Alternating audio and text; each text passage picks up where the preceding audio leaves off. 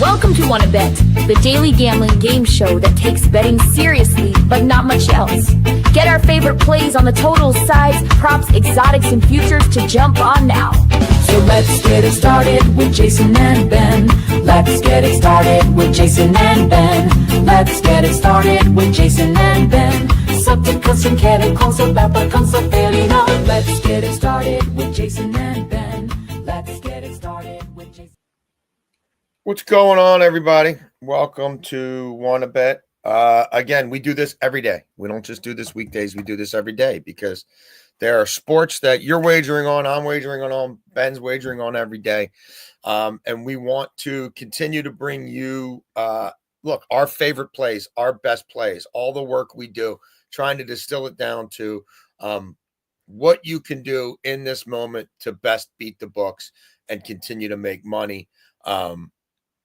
And yeah, it's a passion for us. It's something, it's a lifestyle, frankly. It's a vocation. And we love when we can do it in a manner that not just puts money in our pockets, but we want to share with you guys and build this community out and beat the books together. I am a little off. Our dog Copper passed away yesterday. We feature dogs a lot on this show.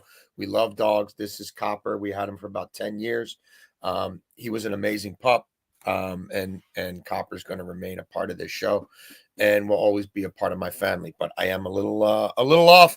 I probably don't have maybe quite as much energy as I normally would. I apologize for that. But Beltway Ben, despite it all, it was another profitable night for us. There you go, guys.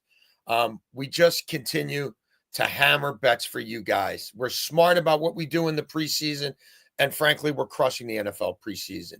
I've after a slow start gotten much better in the CFL. We cashed another CFL bet the other night. We've got MLS plays that I'm on this weekend that I like, and Major League Baseball. Frankly, we're destroying Major League Baseball this week. I would be lying if I put it any other way. We've been absolutely crushing it. I did lose the A's money line bet. The A's hit a ton of balls to the warning track. The A's had bad luck. The 3 runs they gave up in the first inning from Ginn. Really, he should have been out of that inning. He had Gunnar Henderson struck out. The umpires screwed him. And Beltway Ben, we were both on Shedeur Sanders, who threw not 1 but 2 touchdown passes and surely looked the part. What stood out for you last night as we keep crushing it? Yeah, it was. Again, we mentioned it like multiple times on the show yesterday. It's shocking that you could get Shedeur at plus money to throw a touchdown pass. Sure as hell, they're inside the 10, play pass. He gets his first. So it was successful there. And then we also had, like, the MLB last night was basically an even night for me because I chucked Pivetta in the Luis Castillo bet that I really, really liked because I thought Pivetta would be able to get the 4 Ks that he's gotten in 20 of 22 starts. He goes 6 innings, gets shelled, goes 6 innings, though, and only strikes out 3 batters. So that was pretty infuriating to lose that one on a play that was just a toss in. But it happens. Ketel Marte, this is why you take hits, runs, and RBIs and not total bases. Yeah. He walked twice, scored 2 runs, and then comes up with a single to cash us there. And then the Nerfy we lost because, like, Luis Castillo, a 10-pitch at bat that I'm watching live to Brandon Lau and thought to get him out. It was the only run of the inning, the only run for the first few. So that was frustrating, but again, it was a fine night. We were able to cash the plus money bet to basically give us an even night. Yeah, absolutely. Lost a Nerfy. I'm not going to win every Nerfy. Frankly, when I lose a Nerfy and both teams score, I feel a little better about it than when I lose a Nerfy and the first 5 outs go really quickly and somebody hits an 0-2 ball, 330 feet. That's a home run in only one ballpark. So we, again, have our favorite plays of the day for you guys right here. If you're new to the show, first, second, and third down. Could be any sport. Could be any game upcoming or even a futures. But the most recent bets we made since yesterday's show we feel strongest about. 4th and long. It hasn't been 4th and long for a while. It won't be 4th and long today. 4th and short. Again, we have been very successful in first 3-inning Nerfy and Yurfy type bets in baseball. And look, some quick hitters in the NFL have hit. I mean, that Shedeur Sanders didn't take too long for that to hit, right? That had hit by early in the second quarter. So a quick hitter on 4th and short, and then overtime. We continue to look at one play we really like in tonight's slate of preseason games. If you want somebody trying to pitch you 3 plays on every preseason game, there's plenty of buffoons out there doing it. But We're here to actually make you money. We don't work for the books. We work for you. Beltway Ben, first down. First down here, we're going to go to a little same game parlay here. And when you take the opposing team on the money line and then a player prop from the other team, you're going to get a good give back because, again, you're technically going against each other. But I do think Tiffany Hayes has to score 10-plus points. She's done it in so many games this season. They're dealing with a lot of injuries, like I've said. And the Valkyries, quite honestly, just aren't there. They're dealing with injuries. They're not playing good basketball. The Sparks, to me, are like they're the hottest team in the WNBA, but they're also going to make the playoffs. And there's also another play that you can call out for a 2-unit play. Mm-hmm. And we're going to go with them to make the playoffs, Sparks to make the playoffs, Gigi, and the Mariners to make the playoffs. So MLB, WNBA, it's to win 2 units, it's minus 110, 2.2 units risk. Cameron Brink's back, and that defense, they're healthy. They're playing very well when she's on the court, and they have so many different pieces. We're starting to see exactly what they thought in the offseason when they went out and added a Kelsey Plum to put with a bunch of young stars. Hemby's played great. They just have a lot. Rakia Jackson, since coming back from injury, has been awesome for them. They're playing great basketball. I think they win tonight, and I also like them to make the playoffs, parlayed with the Mariners, who, if after being one of the biggest buyers at the deadline, they were to fall off, it'd be pretty shocking. They came back last night against the Rays, big home run for Big Dumper against Griffin Jack. So I like them both. Again, that's this other play here. It's Sparks and Mariners, WNBA, MLB to make the playoffs. And then, of course, the regular play here is plus 102. I love it. Beltway Ben coming in hot with a Gigi the Husky whale cap right off the bat, and giving you guys a first down parlay. Excellent. I'm on MLS a couple of games today. We're going to start with Nashville and St. Louis. Neither of these teams were involved in Leagues Cup. One of them, Nashville, is among the best in MLS. The other, St. Louis, certainly looks like an expansion startup operation. It's kind of chalky here, but like I just both these teams having a layoff. I prefer Nashville, a quality side, having quality practices, while St. Louis is kind of just wallowing in their sorrows. St. Louis has allowed 9 goals in their last 4 MLS games. You got a Nashville side that's a plus 16 goal differential. You've got a St. Louis side that's a minus 16. You've got a St. Louis side that has not been good at home. You've got a Nashville side that's been stout on the road. It's just a mismatch to me, and for plus money, it really stood out to me among the soccer matches available on MLS today. And look, we've been crushing MLB, but like I did a lot of work on MLB games. There weren't that many that stood out to me. I didn't love the pitching matchups. I'm actually on stuff I'm already looking at tomorrow that I like in MLB more than today. So, like, a lot of people, when they're like on a 17-4-1 run in a sport, are going to force it. To me, you self-scout and you know when to pull back. And so I'm leaning into soccer. I'm leaning into some of the things I see in the MLS markets coming off of Leagues Cup. And again, for plus money, I like Nashville to do the job today. Second down, Ben. Yeah, second down here. We will go to the MLB. I'm going to go with Will Smith over 1.5 hits, runs, and RBIs, and he's struggling a little bit right now. 5 for his last 25, hitless in 3 straight games. That is why we're getting him at 1.5 for just the minus 120. He faces Chris Bassett, normal splits guy, lefties hit him harder than righties, but Will Smith is much better against right-handed pitching. 361, 455, 622 slash line at home against right-handed pitching. Righties are hitting 265 against Bassett, just not much slug. There has been a few home runs from righties against Bassett when he's pitching on the road. And Will Smith went hitless in 3 straight games once this year. His 4th game comes back with a multi-hit game, drives in 2 runs. It's a fair price for a 4-hitter. I don't see him going hitless in 4 straight. He's one of the game's best hitters, and he's not talked about enough, quite honestly, because the first 3 guys in front of him are the big names. But again, Will Smith is clutch, comes through with runners in scoring position, the best hitter with runners in scoring position in the MLB. So I do think you have 2 lefties in front of Will Smith, and we know Bassett struggles against lefties. If you can get Ohtani and Freddie Freeman to pick up a base hit, Mookie swinging it better, there should be some RBI opportunities for Will Smith tonight. Excellent. Second down for me, staying in MLS. And again, looking at another match that features 2 teams that were not involved in Leagues Cup. I've been, that's not a coinky dink. that I was led to these two matches. It's another mismatch. A San Jose team that is not in form, a Vancouver team that's in great form. And I love Vancouver in this spot because if you haven't been paying attention, German international striker Thomas Mueller, one of the best strikers in Bayern Munich history, has signed with Vancouver, and he's going to debut in about a week. So that means a Vancouver side that's been very good. That, plenty of goals from Brian White, plenty of run-up distribution and goals from the midfield from Sebastian Berhalter. Somebody's about to lose their job. Some attacking midfielder or striker is about to be sent to the bench because they spent a lot of money to bring in a German legend who is a little closer to the end of his career in the beginning. But I think Mueller will do just fine in MLS. So this is a spot for them to get after a San Jose team that has been bad. Both teams on a long layoff. Again, I like the quality side that's probably had more spirited practices, has more to play for, versus San Jose side sitting on the sidelines for 10 days waiting for MLS action to reboot. San Jose is winless in 6 straight at home. It's anything but a fortress there. I'm looking at a Vancouver side that's unbeaten in 6 straight on the road. Vancouver plus 16 goal differential, again, among the best in MLS. San Jose's allowed 11 goals in their last 4 MLS matches. Again, like good team versus bad team that's not great at home versus a team that, they're better in BC place, but they're pretty darn good on the road. A lot of time to prepare. Who has the better coach? Who has the better depth? Who's practiced better?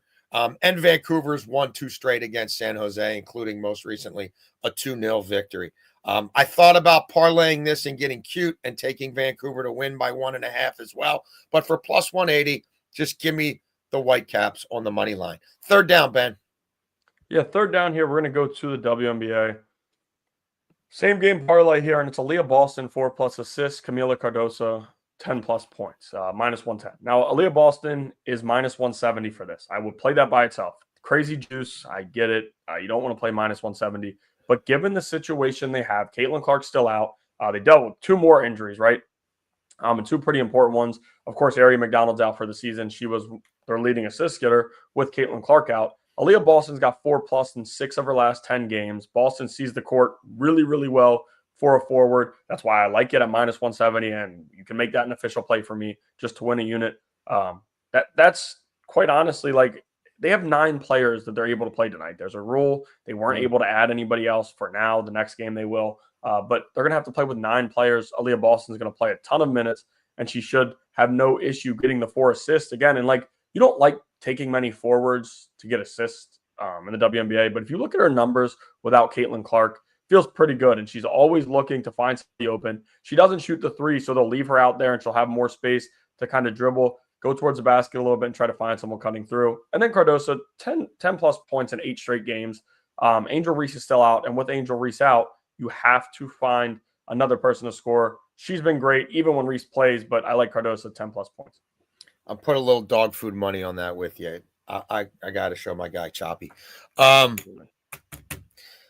love it. I'm pretty judicious about when I jump on the WNBA plays, and you make a lot, and I don't really make any. But you got me on board this one. Third down for me. Again, I don't play the White Sox that often, Beltway Ben. But what tends to happen when I play the White Sox for plus money? Good cashing, and it's like, especially your first 5, because they'll go on to lose the game somehow, but you play it the way it should, and it cashes. So, Beltway Ben, I got another question for you. Since June 1st, who do you think is 3rd in the league in OPS and 2nd in the league in slugging against left-handed pitching? Take a wild guess. Lefty Joey Cantillo on the mound for the Guardians. Guess which team in MLB? 3rd in OPS and 2nd in slug against left-handed pitching since June 1st. Can't be the White Sox, can it? It's the White Sox. Oh, it's the White Sox. Sean Burke's been really solid for them all the way through. Go Terps. 3.79 ERA at home. He faced the White Sox the Guardians once earlier this season. Went 5 innings, 2 earned runs. Joey Cantillo went once previously against the White Sox. 5 1/3, 7 hits, 4 earned runs. he is a little better on the road than at home, but he has not been very good lately. You're looking at a White Sox team that's 32-24 against the spread at home, fourth best in baseball. They've continued to get it done.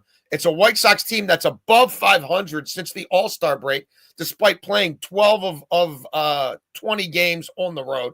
They're 10-8 in their last 18. And in that span, Beltway Ben, they faced the Cubs and the Phillies in a span of 6 games and went 3-3. The pressure's on the Guardians to fight through some things. They obviously have been sellers, but they're still in the mix. But I give me the White Sox on the money line here. I prefer their pitcher. I like what they do against left-handed pitching. They're playing loosey-goosey. And again, about once every 7 or 8 days, they really kind of jump out to me. And this is a case where in an MLB slate that I get and love a lot, this one did jump out to me. 4th and long, don't believe your eyes. It's 4th and short. Where are we going here, Ben? Yeah, we're going to go with a Nerfy here, and we're going to go with the Nationals Giants. Nerfy minus 130. And, like, it was a situation for me. I didn't want to do it. Like, I'm looking at the game, and I'm kind of going back and forth, and I'm like, you know what? I do like it. Brad Lord has been very good for the Nats, and they're kind of turning into what they thought he'd be years ago. Yeah. And then you have Whisenhunt on the mound for the Giants, and in his first outing, he didn't look good. Gave up a run in the first inning, but he bounced back last outing. He looked solid. And against a bad Nats lineup, you have to imagine he should be able to get some outs. He's got faced 2 lefties early in that lineup. James Wood, earlier in the year, was hitting lefties a little bit, but now he hasn't been hitting much of anything. So I do like the Nerfy in this matchup, and at minus 130, again, it's scary, but like look at the Giants' offensive numbers for the full game, for the first inning. Nothing has been good with them. And the Nats, Jason has really hammered the Nats down all week long. So we know really what they're doing at the plate. So I do like a Nerfy here. I think both young arms get the job handled. It's a very good chance the Nats appear back on this show tomorrow. I'm always working ahead. I will be fading the Nats tomorrow, and I almost faded them today, but I'm saving them for tomorrow. Yeah, this was a little bit tough for me, Beltway Ben. I ultimately decided to play the over in the first 3 innings in this Cubs-Cardinals game. It was a pitching duel last night, but the last 15 times these teams have played, they've gone over 11 times. Heading into play last night, the Cubs had scored 64 runs in their last 10 games against St. Louis. And look, Ray has not been good for the Cubs. And I know St. Louis isn't a great lineup. But if you look at Ray, first 3 innings, there have been 11 straight Ray starts where both teams have combined for at least 3 runs in the first 3 innings. 11 straight. 45 runs scored combined in the first 3 innings of Ray's last 11 starts. So that's obviously over 4 per game. Palante's been better in the first 3 innings for the most part, but still a 4.20 ERA in the first 3 innings. So it's league average. His 2 prior meetings, last 2 meetings against the Cubs, a combined 8 1/3 innings pitched, 12 hits allowed, 3 earned runs. Ray on the road, Beltway Ben allows a 290 batting average. Ray at night allows a 324 batting average. Palante in the second inning of games has a 5.73 ERA, allowing a 322 batting average. We know the Cubs can hit the long ball. So look, I don't love this as much as I've loved some of my other Nerfy plays that I've given out and some of the Nerfy parlays. But I did bet this. I did like it more than some of the Nerfy plays available. And I do think there's the potential first time through the order for these teams to do a little damage. So that's where we are going on 4th and short. Overtime's where we are looking at NFL preseason. Again, we're not going to spend time talking about all of these exhibition games and why you should bet on all of them or why this is such a great angle and that's such a great angle. No, we need to be smart and judicious. There's plenty of fools out there. We've been crushing it in the NFL preseason markets, and we intend to do the same. I doubt we are on the same bet today like we were Shedeur Sanders yesterday, Beltway Ben, but I'm going to find out now. Where are you taking us in OT? Yeah, I'm going to go with the Cowboys on the money line at minus 125 facing a Rams team. And another play that I like and we'll give out as an official play, the Cowboys for 200-plus receiving yards. We did it the other night yeah, with the Eagles and it cashed at halftime.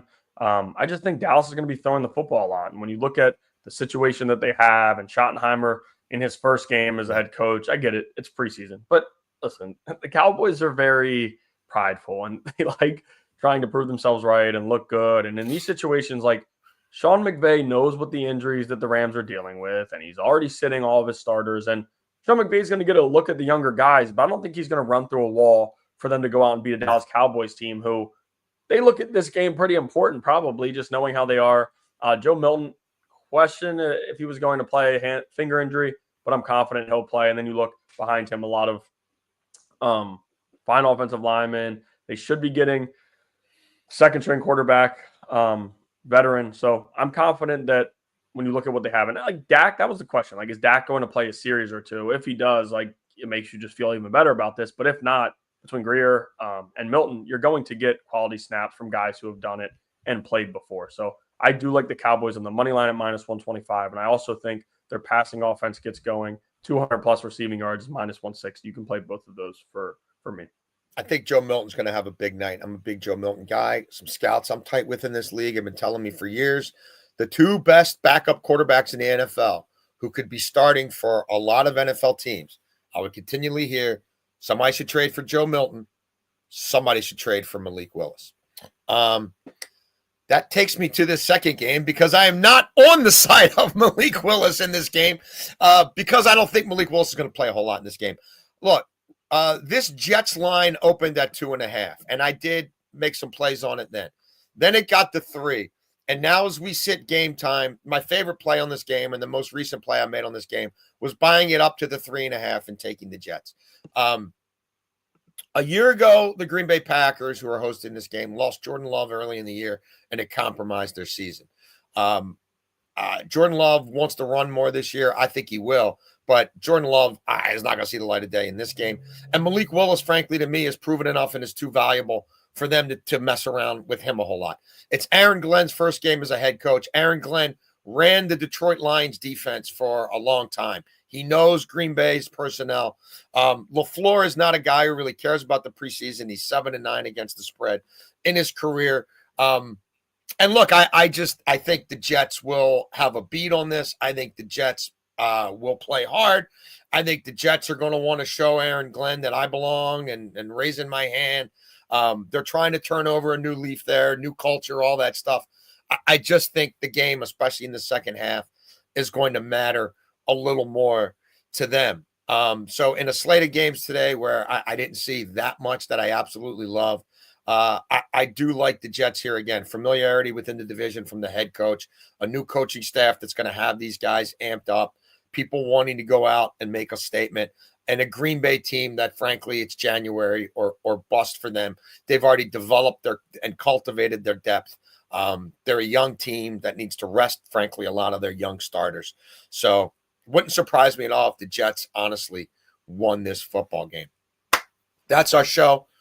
Another shout out to our buddy Copper, who will always be in our hearts and in our souls and a member of this family. Thank you, Beltway Ben. Beltway Ben, again, remind me, how did we do last night and how have we done since we launched this show? There you go. First show was May 21st with our pal Katie Mix. That's what Ben and I have done. There's still some futures bets. You look at that record at the bottom there. There's still outstanding futures bets that obviously, you know, those play through as we get deeper into different seasons and as different things happen. We are transparent. We do keep score. We don't want you betting on everything. We do want you being smart with your bankrolls, playing it safe when necessary. And more than anything else, we want you betting with us. Of course, you want to bet with us. We'll be back tomorrow to bet with you. We hope everybody has a great weekend. And please love your animals, love your pets. Spread love to the animal community. They help us more than we help them. Thank you guys for tuning in. We can't wait to bet with you tomorrow.